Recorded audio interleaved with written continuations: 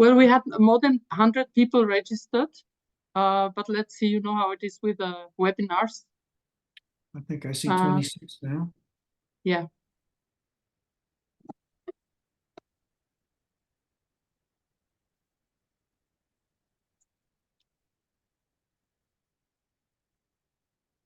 I cannot see myself though, but it doesn't matter. That's not so important. As long as you can see. As long as we can see Bob. Mm-hmm. You have INM background. Oh my God. Okay, I need to change that. That was from that webinar with the INM. Okay, I would suggest we start off. So welcome everybody to our webinar on our first webinar in 2024. And before we start off, I would like to wish all of you happy Valentine's Day with a lot of love and some Valentines for you, hopefully somewhere at home or not at home. Thank you very much for joining us today. We have a very illustrious speaker today, Bob Kelly. And before I introduce Bob, I would first of all like to introduce to you Win for Peace, who we are, what we do, and why we do what we do.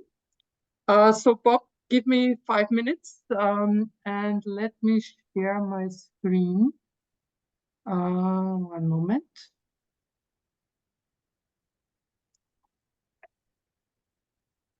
Let me go to the first page. Okay. Can you all see it? I see you in okay. Preview mode. There you are. Now you're in presentation. Okay. So let me first tell you what is Win for Peace and who we are and what we do.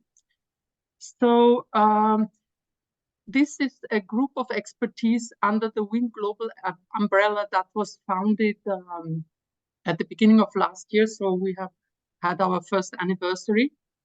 And what we strive to do is to contribute towards world peace through the involvement of more women in the areas of nuclear non-proliferation, safeguards, export controls and disarmament, and by conducting activities across all these 4 domains.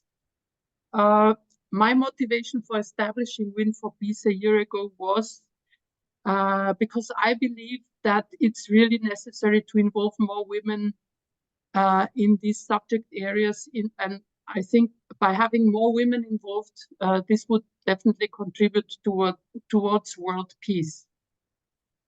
We currently have 19 members and 2 supporters, the Vienna Center for Disarmament and Non-Proliferation and the UN Office for Disarmament Affairs at Vienna.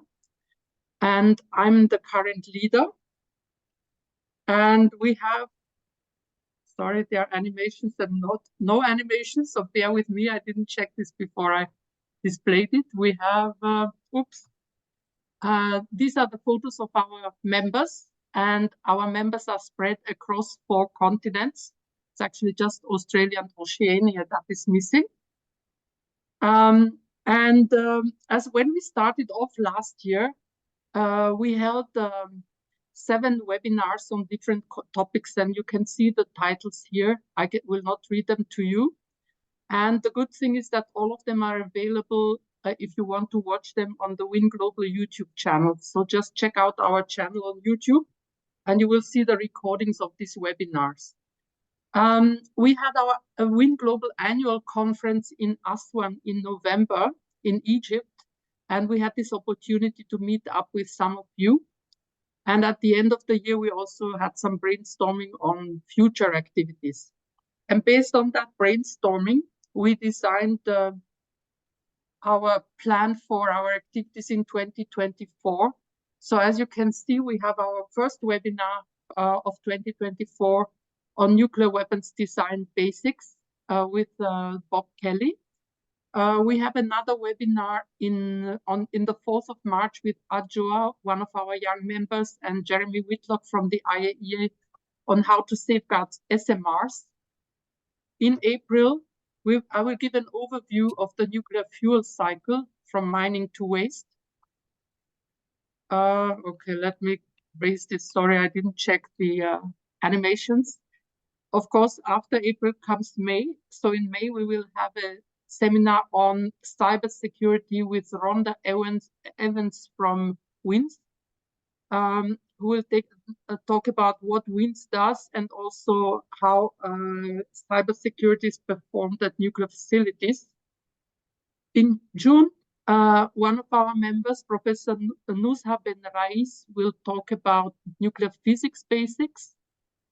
I'm still working on finding a speaker from the CTBTO for July to tell us about the current status of the CTBT, the international monitoring system, their on-site inspections, etc., and how much is still missing to bring the treaty into force. In August, we are planning a webinar on the TPNW and ICANN to be delivered by Ms. Susie Snyder from ICANN. And then in September and October, we will have two sessions on nuclear weapon-free zones to be delivered by Win4Peace members. So in the first session, we will talk about the treaties of Pelindaba, Tlatelolco, and Rarotonga. And in the second session in October, then on the Treaty of Bangkok, the nuclear weapons-free zone in Central Asia, and the Mongolia nuclear weapons-free status. And last not least, in November, we will cover some women-specific topics such as managing work-life balance, increasing self-confidence, and some female success stories. Maybe this can be conducted at the WIN Global Annual Conference in Mexico. So without further ado, let me stop sharing and let me welcome Mr. Robert E. Kelly. His initial is E and not R. That was my mistake. Apologies for that. I think it's Edward, right? Yep. Edward. So Robert Edward Kelly, short Bob Kelly. And it's really a great pleasure to introduce him. Let me first read his formal short bio to you. So Robert Kelly was one of the first people to become a licensed professional nuclear engineer in California.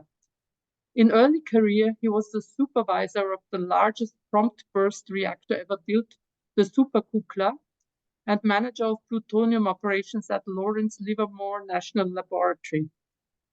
He was later director of the US DOE Remote Sensing Laboratory at Nellis AFB, managing nuclear emergency response assets for nuclear incidents and developing remote sensing tools for intelligence and safety purposes.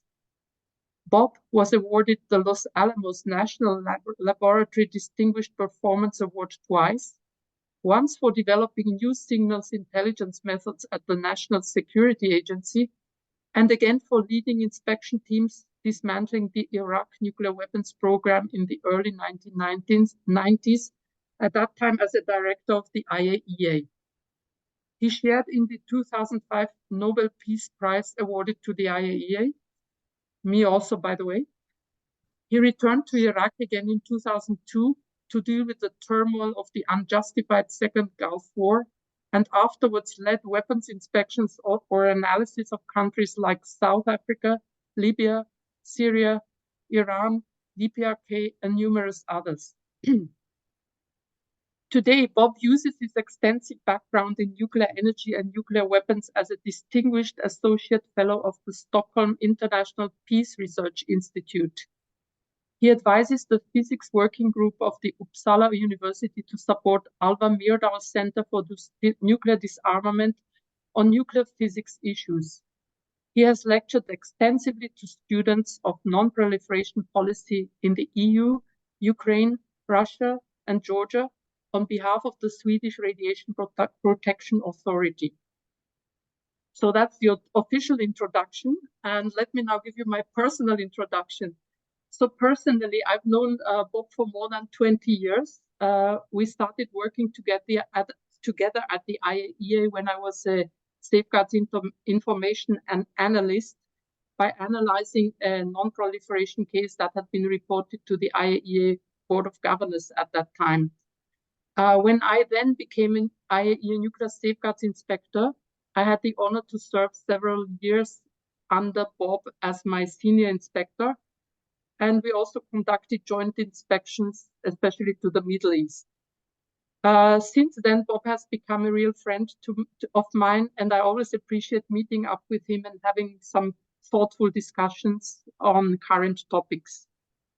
So today, Bob will give us a presentation on how nuclear weapons are made, how they are stockpiled and delivered. And he will also talk about the prospects for nuclear disarmament and how realistic they are. The reason for this talk is because I think that all of us who work in the field of nuclear non-proliferation, we also need to understand a little bit about nuclear weapons basics, how they work and how they're produced, and what are the indicators of states trying to develop them. And of course, Bob is not going to disclose any classified information. I'm sure everything he's going to say is available in open sources. So before I give the floor to you, please, everybody, while Bob is talking, you can already prepare your questions and put them into the Q&A part of your screen below. Without any further ado, Bob, the floor is yours. Welcome, and thank you very much for finding time to talk to us today. Thank you, Eva. Thank you for the introduction. I'm not sure what it is you're seeing. Where I'd like to go is to my view graphs in presentation mode on the other screen. That's what we tried to set this up in the beginning. Yeah. Do you see my presentation mode now? Not yet. Nuclear base? Not No? yet.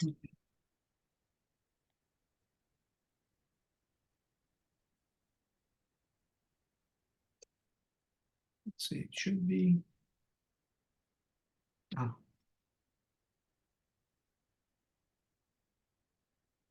That should be the presentation mode for the PowerPoint. Did you put share screen? Yeah. No, we cannot see it. All right. Let's try this.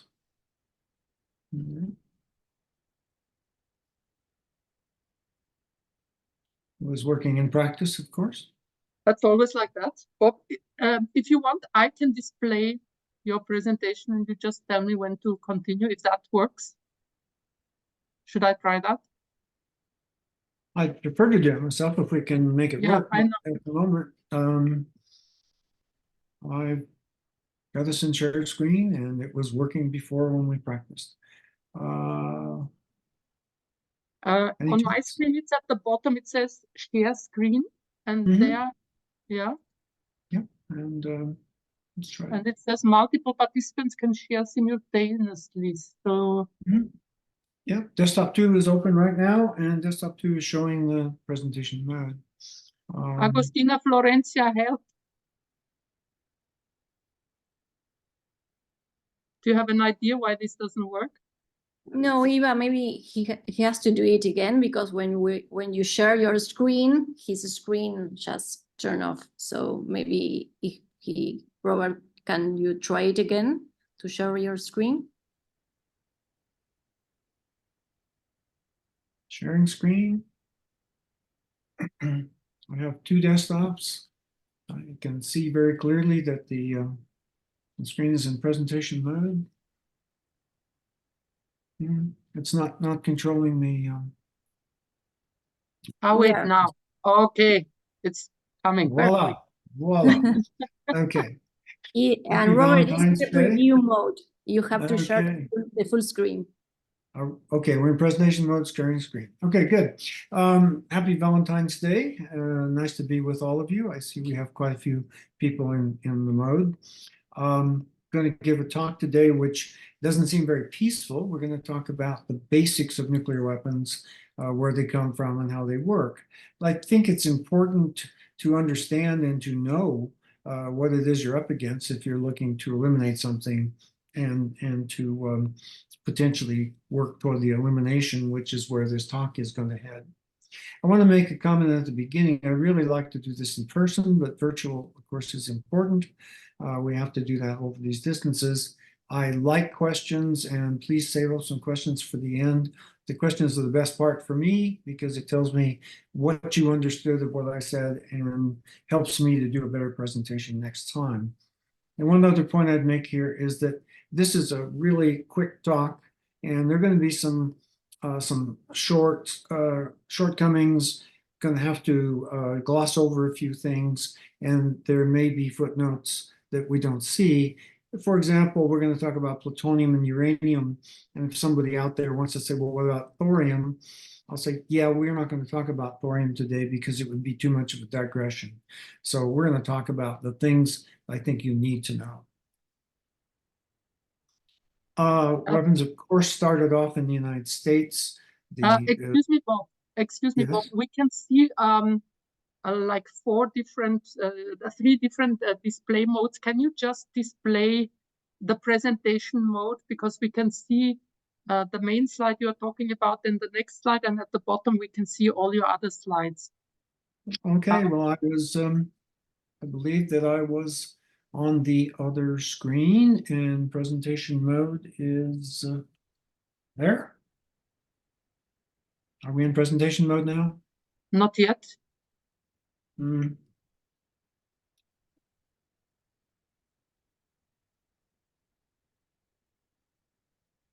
Because we can hardly read. No, I agree. I want to be in presentation mode. That's where we were. That's where we started off when we did our practice a while Yeah, ago. it worked before, huh? Yeah, it worked before. Now that to me, looks like I'm in presentation mode. No. Okay, maybe try again. Sorry Okay, about that. But that I would expect you're seeing presentation mode. No? not yet. It will come.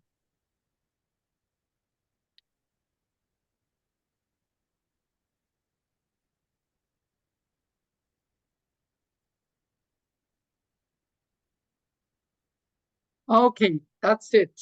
That's the one. Okay, we're in presentation now. We don't see the previews. Yeah, correct. Okay, great. All right, we're on slide 2, I hope. And what we're talking about now is where the weapons came from.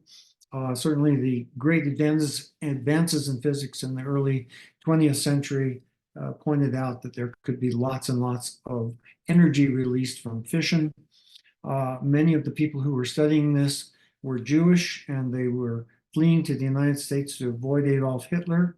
They ended up at the University of California and University of Chicago to a large extent, and they built a program called the Manhattan Project. And as everyone knows, they produced 2 bombs, one of which was dropped on Hiroshima and the other on Nagasaki. People may not realize today that all of the nuclear weapons in the United States are still designed by the University of California. Other countries, of course, were working on the problem, particularly the Germans understood because they were part of the early physics. Their program was very unsuccessful, and Japan was less than unsuccessful. However, the Soviets recognized after the end of World War II that the bombs could be very important. At first, Stalin didn't think it was a priority, but then he changed his mind. And they had lots of espionage on the US program and had their own weapon by 1949. That was a great surprise to the US. These other 3 countries, UK, France, and China, developed up until 1964. They've all signed the Nuclear Non-Proliferation Treaty. Under that treaty, they're called nuclear weapon states.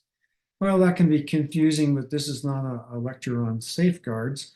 But there are other states with nuclear weapons that are not nuclear weapon states under the legal definition of the treaty. South Africa built some weapons, 7 of them. Again, there's a footnote here. It was either 6 or 7, but that's too much to go into right now.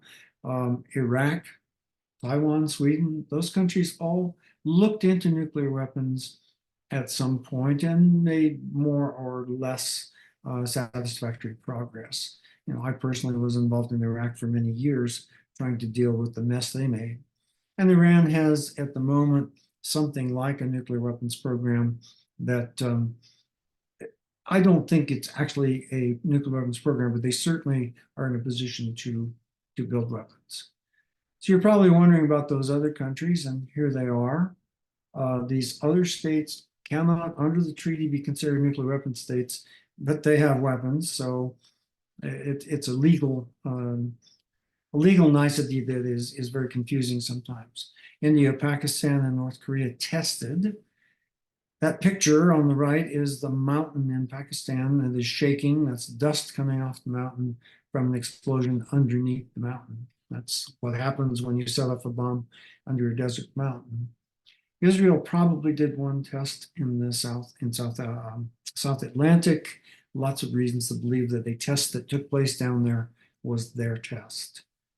North Korea was in the Non-Proliferation Treaty for a while, but they quit it rather than cooperate. So they've outed the treaty, and the lawyers have a really good time trying to figure out if they quit legally or not.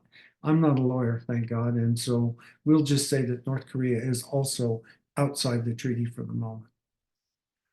The 3 states that didn't ever join are not subject to the rules of the NPT, and several of them, you might be surprised, including Israel, have some IAEA inspections that are not part of the treaty, and they limit the inspections of their countries to what it is they wish to show.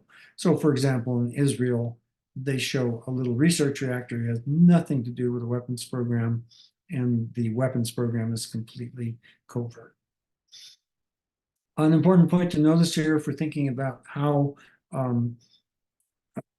countries move forward, none of the countries in the world that have weapons today use their civil nuclear power program for the purpose of developing weapons.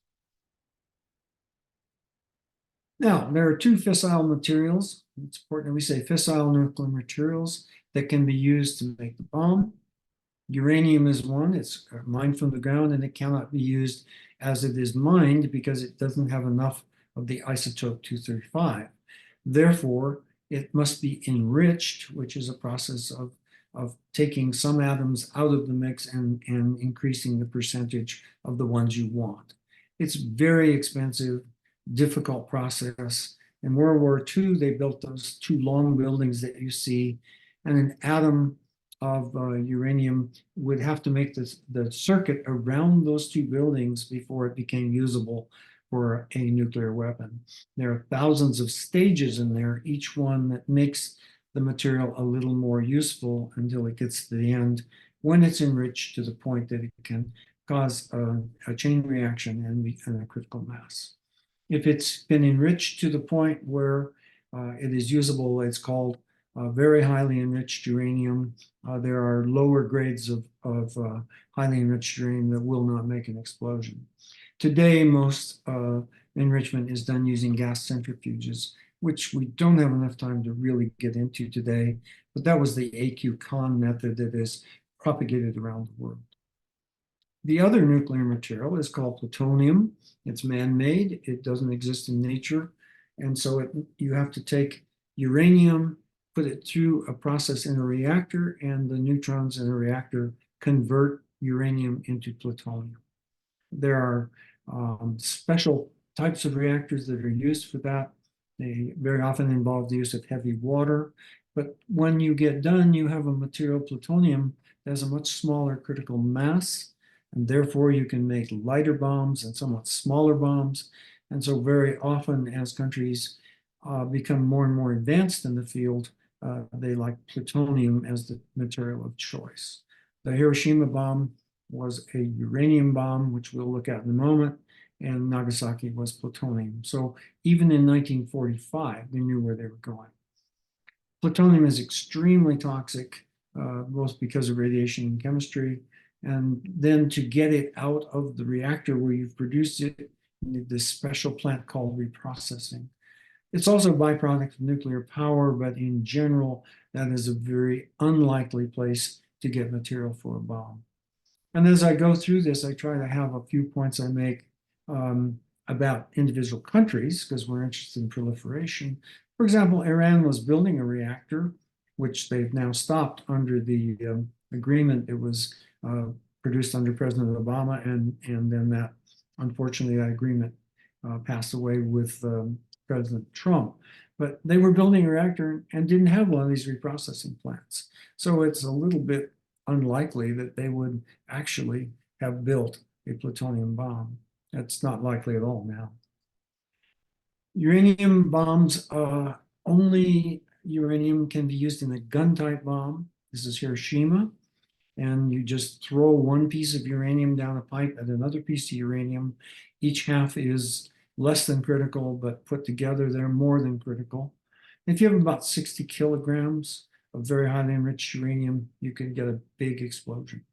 That's a lot of material. It's very expensive to make 60 kilograms of material. You could probably make a better bomb with as little as 12. So people don't really want to make these gun-type bombs.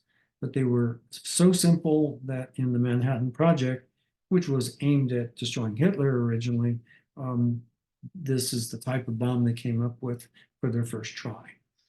South Africa also made their bombs from gun-type weapons because they had lots and lots of enrichment capability and didn't really know what to do with it. This is not a likely way to build a bomb today, but you should be aware of it. The vast majority of bombs are implosion weapons. This is where you take high explosives and squeeze a subcritical mass to where it becomes critical. Again, we could talk about that for an hour, but the bottom line is you just squeeze it down with very, very high pressure, and suddenly it becomes supercritical, and then it will explode with a tremendous force. This was done in 1945 using adding machines and slide rules, and it was pretty complex for those days. The bomb was big, it weighed tons. It was too difficult. It was only a few airplanes could even carry it. So this is very old stuff. On the other hand, if you built one of these today, it would cause just as much damage as the one at Hiroshima. Now, I've given this talk in different versions for a long time. And one of the things I noticed from my students in Sweden, they started looking at me real funny and they said, slide rules? What are we talking about here? Just in case you haven't seen a slide rule, this is what engineers used up until about the 1970s to multiply numbers, to divide numbers, and to do things like square roots and cubic roots and things like that. It's just a couple of wooden sticks with logarithms on them. And if you slide those sticks and line up the cursor on top, you can multiply numbers and get accuracies of 3 or 4 decimal places without much trouble. So this is an idea that you can have in your head that building a bomb today doesn't require supercomputers and that kind of capability. And so this is what I now take to when I do a lecture with the students. I actually take this slide rule and say, do you believe that this was used for multiplication and division up until quite recently? And they all look quite surprised. Now, there are also hydrogen bombs. These are thermonuclear weapons, and we're not going to talk much more about them other than in a couple of slides here. They're called hydrogen because they use an isotope of hydrogen, largely use deuterium. And in this process, they fuse atoms together. And in the fusion of atoms together, they get more energy. The most important part of using deuterium is mixing it with tritium and getting lots more neutrons. But again, we can't go into the design much. These things, though, are very complicated. And what you see there is that the piece at the bottom with the yellow is high explosive, and it's a normal implosion fission bomb. But the energy from that fission bomb will actually go and squeeze the red thing at the top, which is also made of uranium. And it squeezes it much harder than explosives could do. And in the process of squeezing it, you get this large, large yield that we associate with the big, big weapons today. Your fission bombs in general are sort of, you think of them in the 10 and 20 kiloton class. They can be bigger, but that's about as big as someone would want to do. But when you add in that second stage called the secondary, the red part that gets squeezed by the fission bomb, you get megatons of energy in some cases. It seems probably very not counterintuitive that yellow thing, which is irradiating the red thing from one side, doesn't just blow the red thing away. But that's not how it works. It actually can produce a huge explosion. The other material that I mentioned in this case was tritium. And tritium, for the most part in nuclear weapons today, is used simply to make the implosion bomb a little hotter. It's used to boost the yield. They call it boosting. And if you put deuterium and tritium into that implosion bomb, surprisingly, it can increase the energy release a factor of 2 or 3 times. That's not because of fusion, it's because of excess neutrons that are produced in the reaction. That's not too important.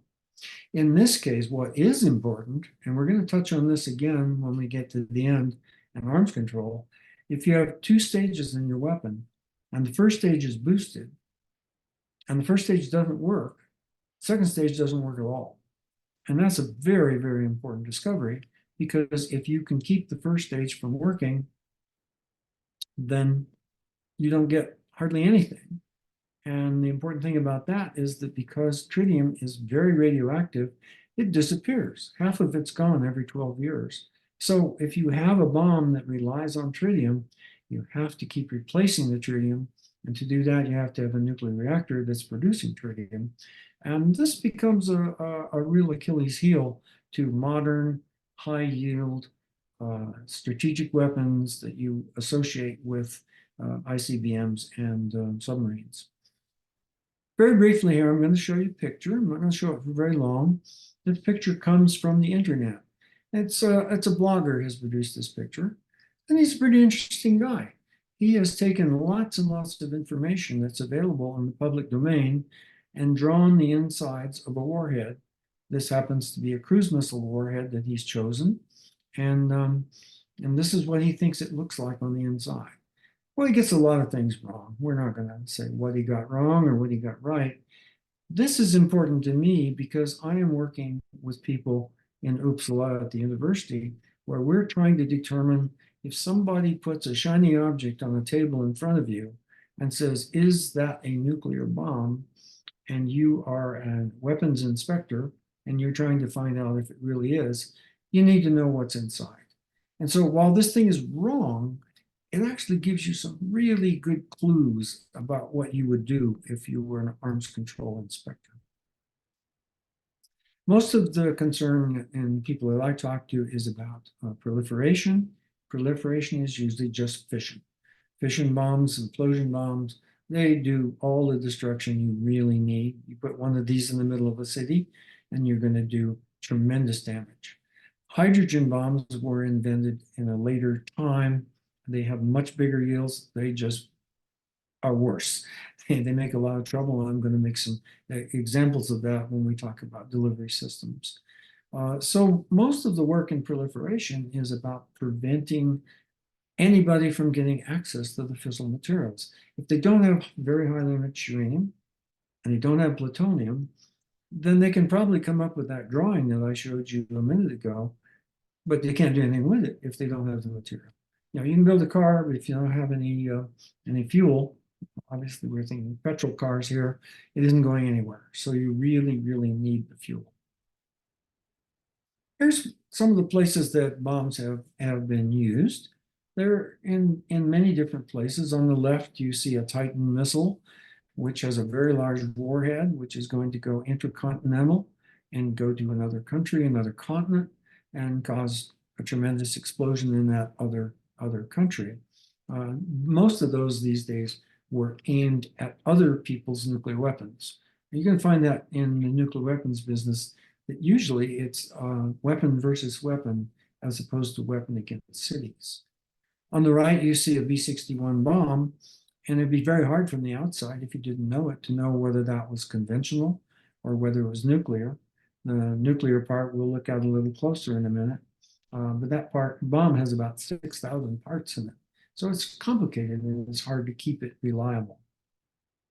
Back in the 1950s, there were these crazy ideas, like a little nuclear bomb there. You see the Davy Crockett, that thing on the end of the bazooka is a small nuclear bomb.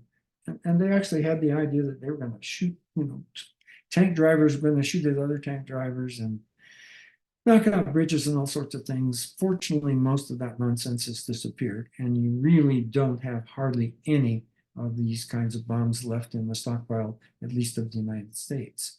They even have weapons like the artillery shell on the right is nuclear. I wanted to mention strategic versus tactical. This is a term that is not well defined, but tactical arms usually have a smaller yield. They're not that big a yield. They might be less than a kiloton, and they would be designed to sink a ship. You know, the Navy shoots another ship with a torpedo or a gun. You can blow up a bridge. These are small targets that help a military force deal with its small problems that it's keeping them from moving forward. They're not the kind of things that were used against cities for the most part. It's gun versus gun. This is in a time, remember, in the 50s. My goodness, if you go back and read, people were going to have nuclear airplanes. They're going to power cars with nuclear reactors and things. All of that nonsense has pretty much disappeared. But one of the places where it really did appear was in the nuclear weapons business. It's kind of strange that those things actually happen. Nuclear airplanes and cars don't seem to have ever come about. For example, you can talk about a suitcase bomb. In the time when the Soviet Union was falling apart, there was a lot of concern that they had suitcase bombs, whatever that means. What I think it really means is it's portable by one person. And there is a W-54. This is in the Science Museum in Albuquerque, New Mexico. One man in the Army could strap that thing on and take it somewhere, put it down, set a timer, and run. It was designed for things like blowing up a bridge. And you definitely hope that the timer would give you enough time to run very far. Hopefully that kind of thing is not happening. But there were rumors, very strong rumors at the time of the breakup of the Soviet Union, that some of these bombs were not well accounted for. And Iran was definitely known to be trying to acquire them. Strategic warheads, on the other hand, are used to deal with an opposing country on a large scale, destroy cities, destroy the other side's missiles, destroy their submarine pens and things like that. This is particularly if you read Daniel Ellsberg's book on that topic, you'll see that this is the Strategic Air Command at the end of World War II, where the Allies were just bombing the heck out of Germany and Japan and destroying factories and killing the people who were around the factories. And at the 1940s, in the late 1940s, the same people who'd been bombing Germany said, oh, we have bigger bombs, now we can do more of it. And that was where strategic warfare was going. Fortunately, if you want to look at it that way, as the 1960s developed and then on to this century, bombs got smaller and smaller. The warheads that are in the US stockpile and the Russian stockpile now are largely much smaller than the kind of thing that was on this Titan warhead. If that was several megatons, today a strategic warhead is likely to be somewhere between 100 kilotons and 500 kilotons. I know that's a lot, but they're getting smaller and smaller because they're aimed at the other guy's rockets, and the accuracy with which you can shoot one of these things has become much, much better. I said we'd mention the B-61 bomb again. There it is. The red arrow points to the part that makes the explosion. That's the part that is the nuclear warhead. And if we believe the internet, there could be close to a megaton worth of yield in that little package. And in some cases, it's designed they can dial the yield down and get less out of it. The W-80 on the right is the warhead that was in that color photo I showed you a while ago. That's what the guy on the internet was able to determine, because you see them handling a W-80 warhead there. The mass of that warhead, the dimensions of that warhead are given to the nearest centimeter on the internet. They're probably pretty accurate.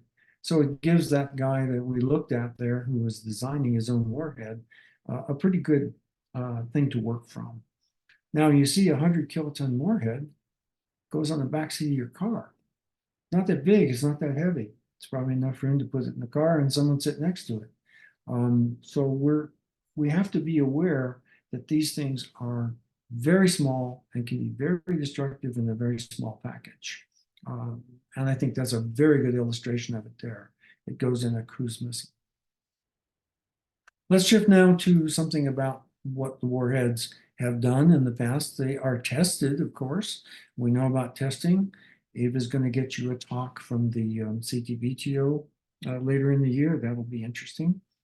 Tested in very many places. If I were talking to you in person, I would ask someone in the group to raise their hand and tell me where that mountain is with all the dust coming up. We know that there's a nuclear explosion. Where's that mountain? Well, since I can't hear you, I'll give you the answer. It's in Algeria. And that is a bunch of French scientists setting off a French nuclear explosion in Algeria underneath the mountain. The French always tested in somebody else's turf, and the British have always tested in somebody else's land as well. You can see what happens if you set off a bomb underwater. That's prohibited now by the Limited Test Ban Treaty. On the left, you're going to see that's a lake that was created on purpose. They wanted to see if they could create a lake by making a crater. And we're going to talk about that in the next slide. And on the right, you have something that is very strange. That was about 1963, I believe. This is the Starfish event. There's an explosion above the atmosphere. And so what you see there is this bomb releasing tremendous amounts of X-ray radiation is lighting up the atmosphere at the top. If you were to do that today, you'd probably wipe out all of the communication satellites. And today, we don't really know much about the effects of setting off a bomb in outer space where there's no air and what would happen. That's a whole lecture in itself too, but that's probably the last picture of a bomb being set off above the atmosphere. I mentioned peaceful nuclear explosives, and sometimes people really laugh. This was a really big program. The Russians did over 50 tests with peaceful nuclear explosives. They thought they could make harbors and dams. It was used for breaking rock formations to make it easier to extract oil and gas. There were 2 tests in Colorado and New Mexico in the United States to crack the rock so they could get the gas out. Unfortunately, that gas then was somewhat radioactive and was not suitable to deliver to people. But Soviets did a lot of that. Now, India's first bomb was a peaceful nuclear explosive. What? Well, the reason for that is pretty simple. The Canadians gave the Indians a small research reactor. Not too small, but you see it there at Bahaba.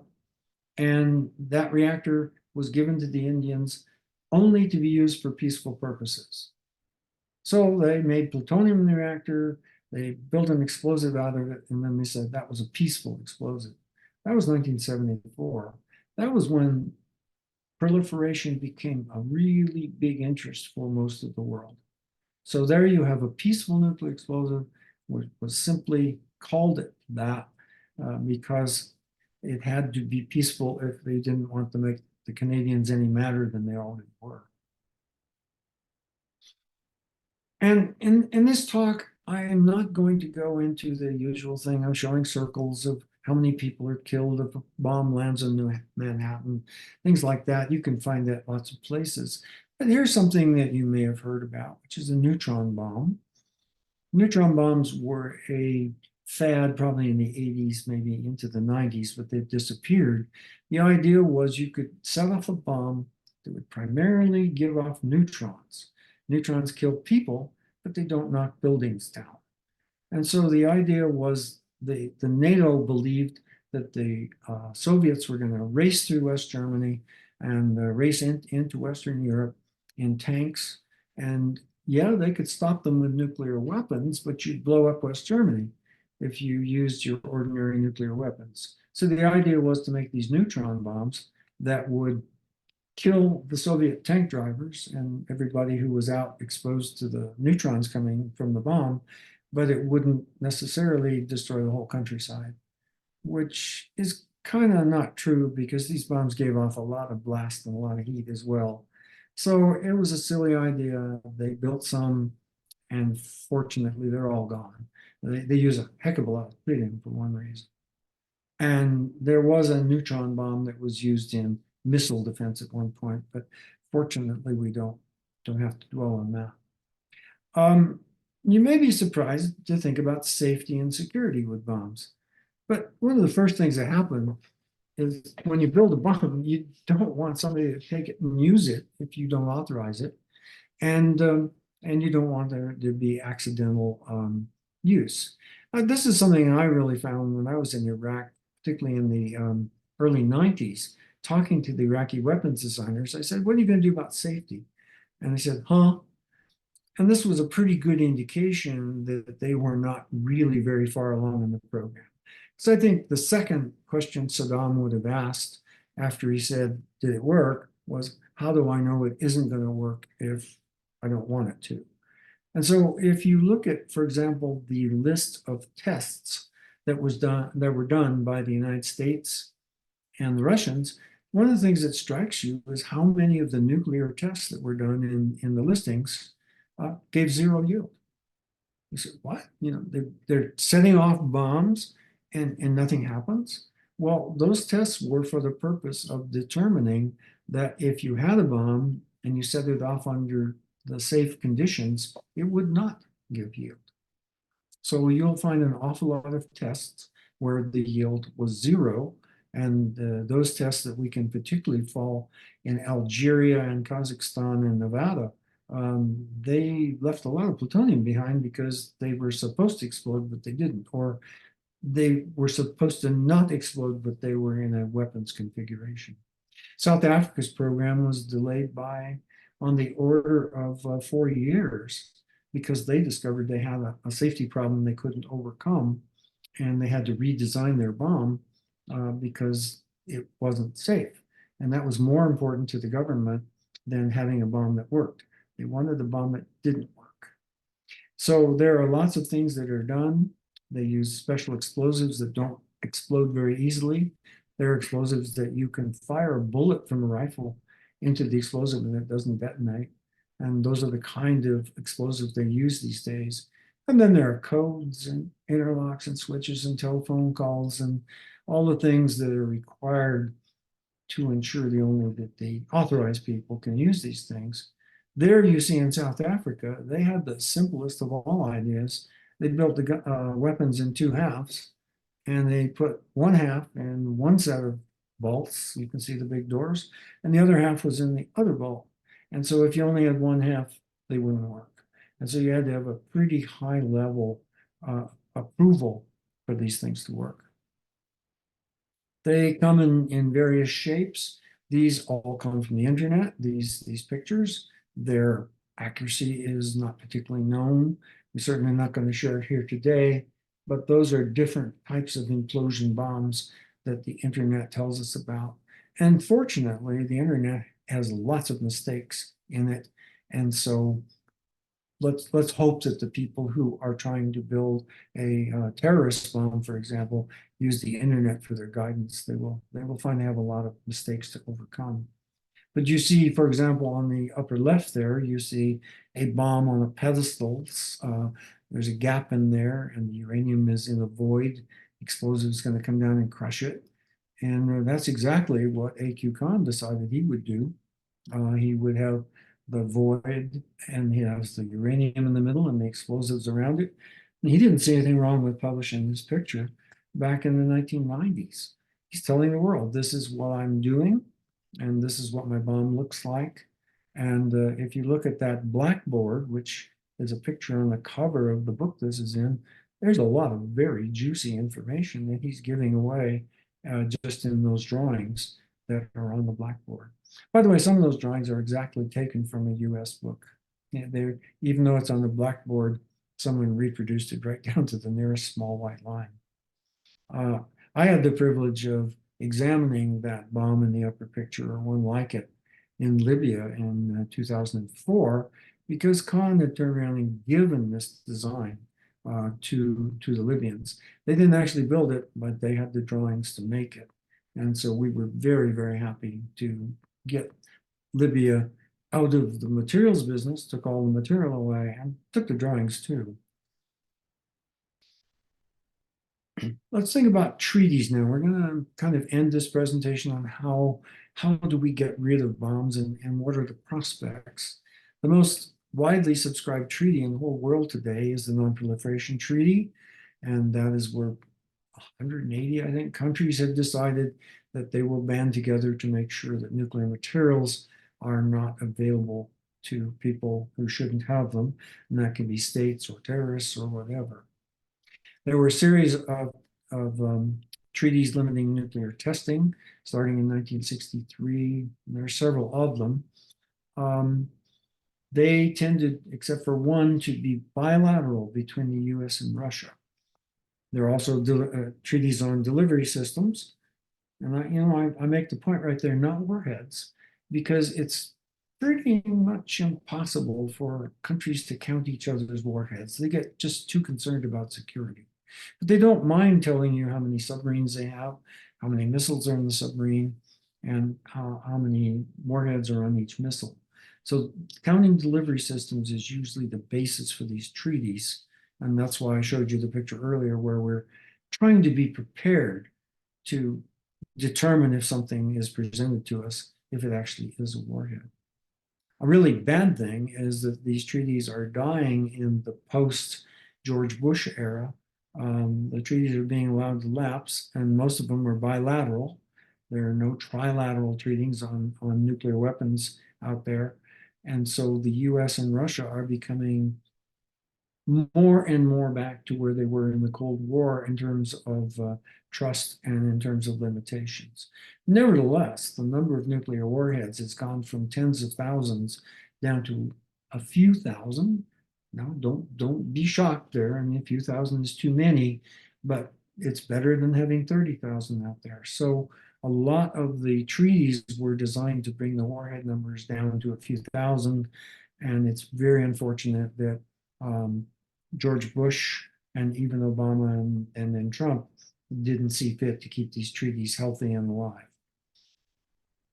I often argue to people, by the way, that the two countries that trusted each other most in this era were the US and Russia, because they spent so much time talking to each other and so much time inspecting each other that they learned an awful lot from each other, and they learned trust, which is a good reason to have these kind of treaties. There's a new treaty called Total Prohibition of Nuclear Warheads. It's been ratified by all the states that don't have nuclear warheads or depend on the countries with nuclear warheads to protect them, like most of the NATO countries or Japan, South Korea. Don't sign and ratify this treaty because they like nuclear weapons and they depend on them for their security, in their opinion. And so the people who've signed the treaty are the people that don't have them and don't want them. It's a difficult situation. My reading of the TPNW is it's not a treaty, it's a cry for help. It's largely a list of grievances, and it has nowhere near the teeth in it or the thoughtfulness that went into the prohibition of chemical weapons. If you compare the TPNW and the Treaty on Preventing Chemical Weapons, you'll find the chemical weapon treaty was written by professional people who had a really good idea of what they were trying to accomplish. And the TPNW it's a cry for help for the most part. There are two other treaties that one might consider. The FMCT has been under activity now for how many years? Over 20, certainly 20, 25 years. It was to produce no more uranium and plutonium. That's become a very obsolete thing because there is a huge glut of uranium and plutonium in the world today. Do you know, sitting there, that a large fraction of the electricity that's generated in the United States today comes from old Soviet warheads? At the end of the Cold War, the Russians needed money, foreign currency, so badly that they chopped up over 200 tons of highly enriched uranium and sold it to the Americans to put into nuclear reactor fuel. And an awful lot of the electricity that's lighting light bulbs in the United States is coming from old Soviet weapons. So there are really good things that have happened. And that's one of the reasons the Fissile Material Cutoff Treaty is not too important, because they're trying to get rid of the stuff. They're equivalents for plutonium. And the Tritium Cutoff Treaty, I will argue, if you cut off the tritium, you would have much lower yields in warheads and they would begin to not work at all. The process of disarmament will involve transparency. Are you going to have third world inspectors who don't know anything about nuclear weapons, going to nuclear weapons plants and watching people take bombs apart, you might foster proliferation pretty badly by doing that. And so there's not a lot of cooperation in the area of having third countries looking at nuclear weapon states disarmament. But it could happen, and again, that's why I am working with the students in Uppsala. If you do get the nuclear materials out of the weapons, you can do what I just said. You can turn it into reactor fuel, burn it up, and it's gone forever. I have mentioned tritium. It's got this short half-life. So if you don't make new tritium, half of your tritium is gone in 12 years. And so if you don't do something to replace it, if you can come up with a treaty to not produce it, then half your warheads don't work anymore. And that will run the stockpiles down very quickly. There are other uses for tritium. We can deal with those other uses, again, another lecture, but there would be a possibility to really damage the stockpiles, not just to get rid of the warheads, but to completely disrupt the whole military planning cycle. If the warhead designer and the US Navy suddenly discover that half the warheads on a submarine aren't going to work after 12 years, do you get rid of half the submarines or half the missiles and send them out half-armed? The British are in this position of only having one submarine at sea at a time now. If you took away the tritium in the British stockpile, you can forget it, because they don't have any weapons except submarine missiles. Something that people often forget is the reason Ukraine gave up its weapons in 1994 wasn't just because of good diplomacy. Somebody in Ukraine realized that those Soviet weapons that they inherited at the end of the Cold War, they wanted to keep them for a while, but then they discovered they don't work anymore. And they didn't have more tritium or a way to shuffle the tritium. And the weapons they were giving up weren't going to work anyway. So it was a really good thing for them to do. You read papers today saying, oh, if the Ukrainians hadn't given up their weapons, Russia wouldn't have invaded. And that's garbage. That's total garbage, because the weapons that they had wouldn't have worked, certainly not as designed. Maybe a megaton weapon would have given 2 kilotons. That's probably not enough to deter the Russians. So this is a place where you need to put on your technical hat and realize that sometimes policy people don't tell you the whole truth.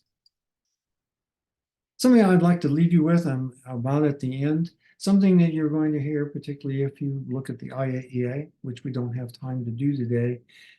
Most radioactive materials are not nuclear materials. And so when you hear about nuclear trafficking and trafficking in radioactive materials, realize that uranium, whether it's enriched or natural, is a nuclear material. Most isotopes of plutonium are, again, there's a footnote. Thorium can be converted into a form of uranium, which is called 233.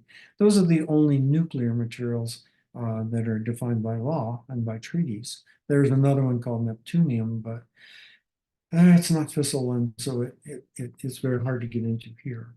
The hundreds of other radioactive isotopes that are used in trade and industry don't fission, and so as a result of not fissioning, they don't provide any nuclear energy, and therefore are only dangerous because they emit radioactive particles. IAEA has the Safeguards Program, which controls nuclear materials, and they provide guidelines on radioactive materials, but they are 2 different things. And one other place to look at this, and again, we can't go into the IAEA and Safeguards today, but this is when people really were beginning to look at proliferation and making sure that weapons could not be developed in most of the world. The Atoms for Peace speech that Eisenhower gave was the beginning of really paying attention to controlling nuclear materials, especially uranium. And as a result of that, there has been very little proliferation in the world today compared to what people thought might happen. But it is interesting that the technology behind other things like research reactors and all were disseminated, especially by the US, the USSR, and Canada, because they were trying to sell technology. And there they didn't sell the technology for reprocessing or for enrichment. But you will find the Russian research reactor in Cairo and one in Libya. And the research reactor in Tehran is American, as is the one in Istanbul, and there are many more examples. If I can leave you then with this, and I'm really hoping we have some good questions. Remember that uranium and plutonium are the things that need to be protected and make sure that they cannot get into the civil cycle. They are radioactive and fissile, but other radioactive things are not fissile, and therefore don't get excited when somebody loses a cobalt source. They're not going to build a bomb. Remember too that we have this strange situation where 5 states are nuclear weapon states. 4 other states have weapons, but they're not nuclear weapon states. This is a problem you need to take up with your local lawyers. There are states that sign the NPT, and they really comply with the IAEA in many, many ways, and that's a powerful system to keep nuclear materials from spreading. You have these other states that have nuclear materials and nuclear weapons, and they didn't sign it, and so we have a kind of an area there where these states comply with the IAEA, but to a limited extent. I'm going to stop there. Get off of this, and hopefully Eva or Agustina will supply me with the questions that you would like answered. Well, thank you very much, Bob. Thanks for sharing your extensive experience and knowledge, and not only on the nuclear weapons designs, but also on disarmament issues, which I think is really a very important topic. You've covered a lot of things. By the way, I'm looking to your right. For those of you who are not aware what that is, I think that's your ZIPI centrifuge, right, Bob? Oh, yes. Yeah, this is my baby. So this is used for uranium enrichment. It's a very old type of centrifuge, but very powerful, so it still works. Anyway, This is a real thing. Yes, it's a real one. I know. If you had 1,000 of these, you could probably make 1 bomb per year. Yes.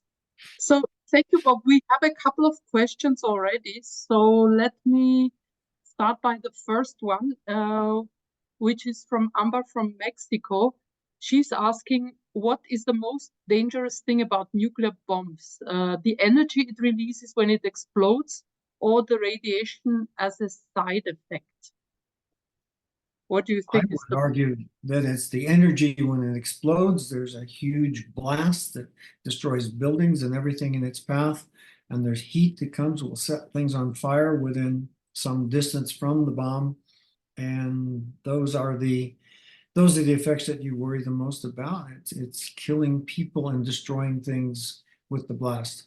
Now, the radiation is a different problem, and that will be different depending on how the bomb is exploded. You'll notice that the bombs in Hiroshima and Nagasaki were exploded high in the air, so the blast destroyed people and the heat killed people, but the radiation was lofted up by the hot plume, and the fireball carried it far away. In that particular case, those cities were not left radioactive. People were killed by prompt radiation, but not nearly so much afterwards. If you want to make a comparison, you might find it interesting. Go back and look at how much damage was done by about a 0.3 of a kiloton explosion in the harbor in Tripoli about 3 years ago, when a whole bunch of explosion, ammonium nitrate, I think it was, exploded in the harbor. And that'll give you an idea what 0.3 of a kiloton could do, which might be a crude terrorist bomb. There you see that the physical damage and the number of people killed by the blast, less than 200 people were killed by the blast and no buildings were knocked down. There's a case, of course, where there was no radiation afterwards. Okay, thank you, Bob. We have 2 questions by Judy from the IAEA, who is an IAEA safeguards inspector. And she's asking about this concept of the significant quantity SQ, which the IAEA uses. The definition is that it's the amount of nuclear material for which the possibility of manufacturing a nuclear explosive device cannot be excluded.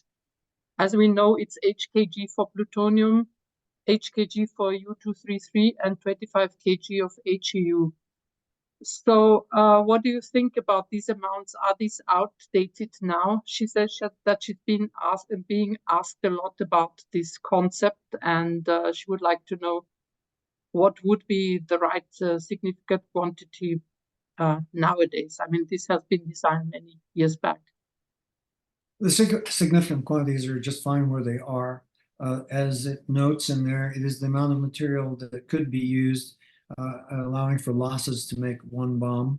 And those numbers were actually developed by some people in Sweden back in the 1950s, people who didn't have bombs and were just making a wild guess about what should be done.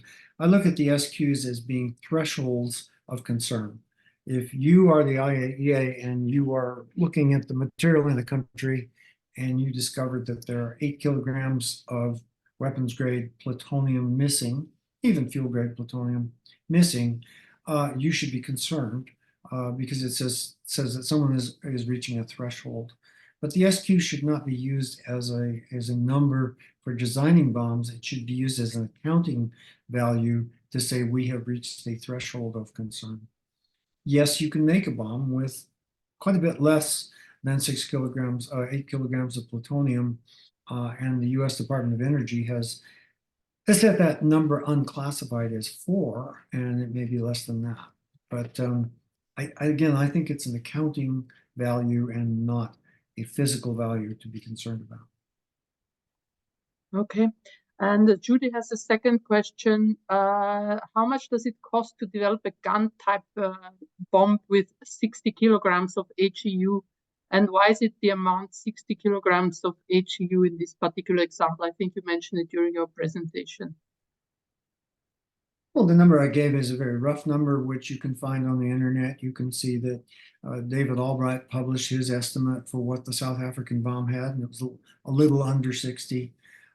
So you can find those numbers out there. Let's just say 60 is a number we can all talk about. How much does it cost? Well, the cost is in the enrichment, and South Africa built a huge enrichment plant, which was grinding out over a period of roughly 10 years, a little less, enough material for about 7 bombs. So they were producing less than 1 bomb's worth of material per year in a factory that is the size of the first district in Vienna, something of that order, and consuming enormous amounts of electricity. The cost is in the production of the material, and producing a gun type bomb says that you don't have enough confidence in your ability to calculate an implosion weapon, that you got to go with the crudest thing.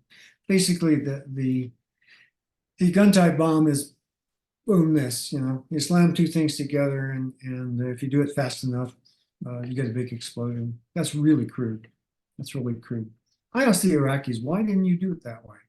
And they said it was beneath our dignity. Well, and it also used too much material. But, I think they felt that it was really beneath their dignity to do something so simple and crude. Interesting. We have another question from Amber from Mexico, and she has a question regarding the peaceful nuclear explosions. And actually, in Article 5 of the NPT, this was enshrined in the NPT, the right to conduct peaceful nuclear explosions, and that the non-nuclear weapon state should benefit from the nuclear weapon states making that available to them. But I think that was abolished then after the Indian peaceful nuclear explosion. They said, okay, we don't want that. Anyway, Amber is saying, in the case of the peaceful use of nuclear explosions to extract gas, for example, what effects does it have on the biodiversity and the environment? Because, for example, in the case of fracking, the contamination of the water, that's clear. But what would be the effect of a nuclear bomb to extract gas? The biggest problem is if the nuclear bomb uses tritium, which many of them did, as we've pointed out, Tritium being a gas will mix with the natural gas that you're trying to recover and use for cooking in industry. And it does, the tritium is pretty nasty stuff. And therefore, even a few grams of it coming out of a gas well, like the ones in Colorado, would have probably made the material unsellable. You probably couldn't have sold the material. Is it a problem on the biota? No, because it's probably done deep in the earth. And if it's done deep in the earth, the effects of the bomb itself will only be the jumping of the earth when the bomb goes off, but no radiation will be released. As a side effect, I'll say one of our greatest unhappinesses with the North Korean test program is they're very, very good at containing radiation. No radiation gets out of these DPRK, North Korean nuclear tests. We would love for the radiation to get out, at least a little bit of it, because you can back design the test if you just get even small amounts. So the fact that North Korea, a small third world country, is able to contain their tests completely suggests to me that PNEs would not have been a problem in that regard. But along those lines, there are two things. One is, how do you distinguish a country who's setting off nuclear explosions underground? Is it a weapon development program pretending to be a PNE program? Well, you can't tell that, and that's why the Comprehensive Test Ban Treaty bans them altogether. And the other is a lot of the things that they were doing, like they wanted to dig a canal across Nicaragua. Okay, so they're going to have a series of these bombs going off, making lots of big craters, and then you could just take the dirt out between the craters and whoosh, you'd have a canal. I don't think the people in Nicaragua thought that was too cool, because you're setting off nuclear bombs in the dirt and having all that dirt fly up into the air is not conducive to health. So it was health and the fact you couldn't distinguish the development from weapon development. Yeah, completely dual use. Thank you, Bob. We have one question from Cheng Zhang. I hope I've pronounced it correctly. It's more a political question, and she's asking, what would be some other examples of technical points that you believe policymakers and concerned public should understand about nuclear? What message do you think is missing in the narrative today on nuclear non-proliferation? I have seen it personally. The thing that's missing for me is the public has lost their knowledge and fear. I really first noticed this when I was lecturing to young students in Russia, people who were in 20, 22, that kind of age. I was talking to undergraduates and some graduates, and they were sort of the opinion that nuclear weapons were just a bigger bang. They had sort of lost their awe. They didn't see it as a problem. And as an American, look at the state of discussion in the United States regarding nuclear weapons, I think the public has just completely lost track of them. First, they don't understand what they are. They don't understand they're bigger. And then I think the public is not aware of what I tried to tell you today, which is most of the tactical weapons have disappeared. So the idea that some red state Yahoo in Kansas thinks that if somebody is bothering us in some other country, we'll just fly a plane off an aircraft carrier and whack him. They don't have those weapons anymore. The main way to deliver a weapon from one country to another is by intercontinental missile, and those missiles carry great big warheads that do a hell of a lot of damage. So, when there was a very important casino magnate who was a major donor to parties, political parties back when Trump was running. And he said, well, first thing you do is you set off a bomb in the desert in Iran and get their attention, and you kill some rattlesnakes. That's what he said, because he lived in Nevada. And then he said, if that doesn't get their attention, you nuke Tehran. That's pretty stupid. I mean, that's getting down to the level of ignorance and uncaringness. You're going to kill 100,000 people in Tehran just because you think it's a good idea to get them to stop working on a bomb. So I think it's ignorance and the loss of perspective and the loss of awe for the size and damage these things can do. Well, yes, actually, I fully agree with you, Bob. And I would have expected when there was this implicit threat by Russia last year to use all means on their table, I would have expected some demonstrations all across the world against nuclear weapons. But as you said, I think this knowledge is getting lost, and people are just not aware of all that could happen if a state starts using nuclear weapons, all the damage that could be caused, and especially if another state retaliates. I mean, this would be the extinction of the world as we know it today. That's what I believe. So it's actually very sad. And I mean, the film Oppenheimer somehow brought back memories, but I still don't think it made the average people aware of the threats. So I think the example you just gave is very important. There was this huge hullabaloo about what would happen if there was an accident at Zaporozhye. The first thing is the accident was very unlikely to be a major release of radiation, but there could have been a release, which probably would have blown into Russia. And there was all this concern about Zaporozhye, which was pretty much a waste of time. Sorry, Mr. Grossi, but you know, that's the way it goes. But the other side of it is there was no reaction to the Russians saying we'd use nukes, might use nukes. Yeah. We have one question from Agostina, which she cannot put it in the chat, so let me read it to you. Which approach or type of agreement do you think would be most successful? Multilateral like the TPNW, bilateral, something like the cut-off treaties, taking account the little progress made in the field of disarmament? I could have answered that question with more comfort a couple of years ago, because the bilateral treaties between the two countries that had lots and lots of weapons were very effective, and the number of weapons are coming down.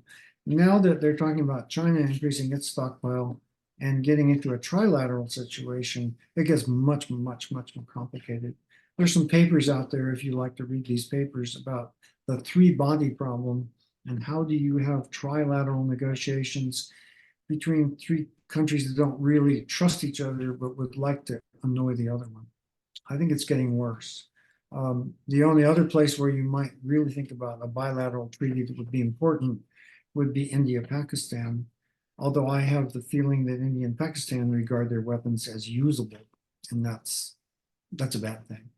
But trilateral is already making it more complicated. Multilateral is fine for things like stopping testing. Look at the TPNW. It's the people who don't have weapons who signed up to the TPNW. So even Japan, which was the first country affected by nuclear weapons, when I was in Hiroshima a year ago, there were demonstrations for Japan to sign the TPNW because they just haven't signed it.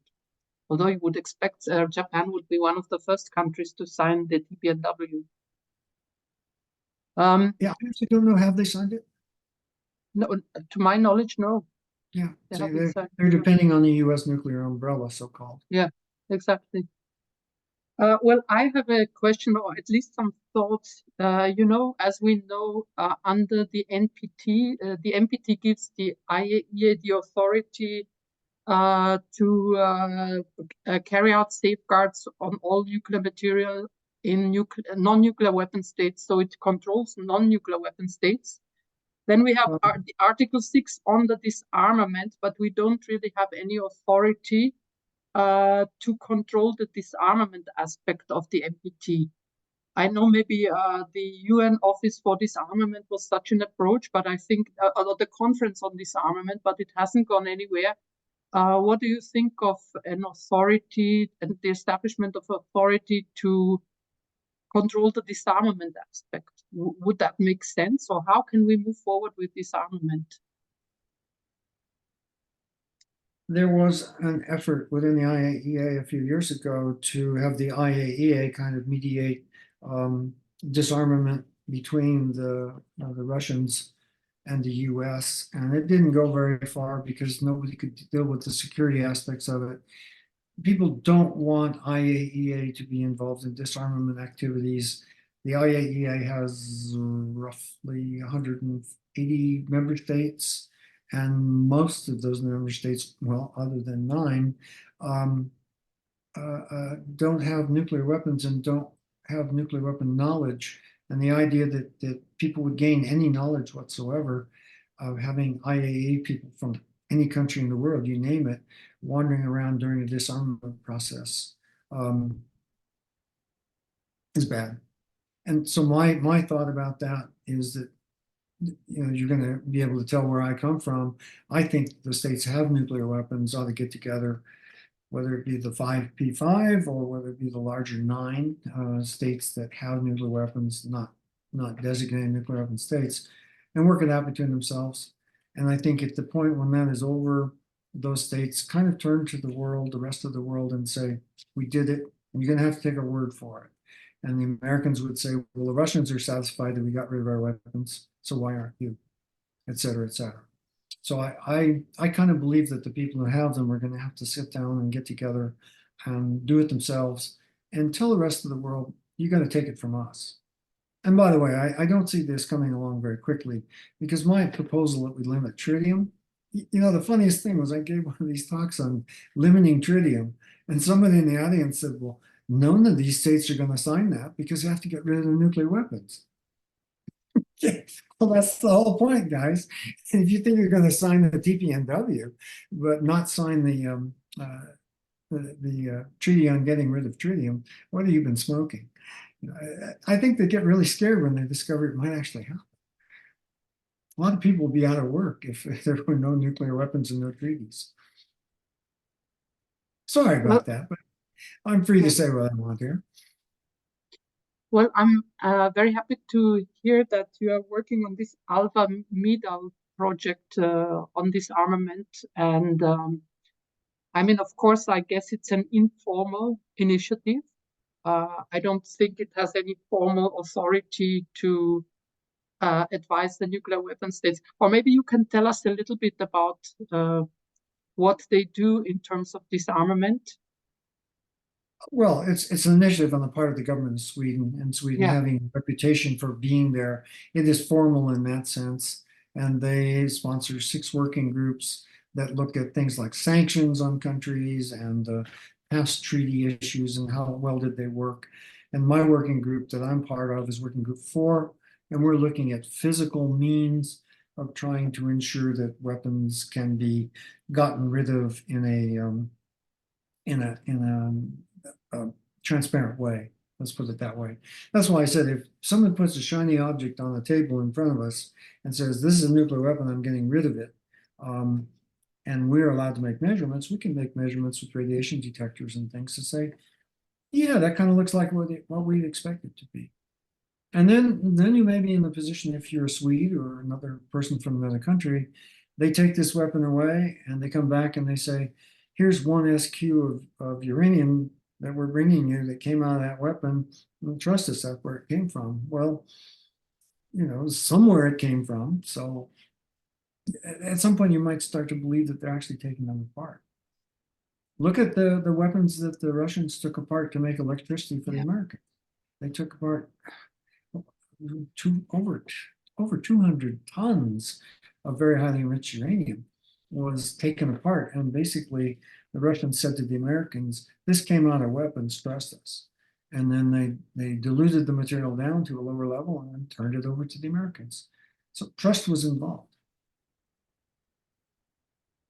Yeah, I'm afraid in the current political environment, this trust is not present right now, and I hope the time will return where there will be progress on all these issues, and that there will be also progress on disarmament, which I'm currently not seeing, but also basically all nuclear weapon states are refurbishing their nuclear arsenals, and there is nobody to say, hey, stop it, you're not supposed to do that, you're supposed to disarm. So I think a lot still needs to be done in the disarmament domain. So I don't see any more questions.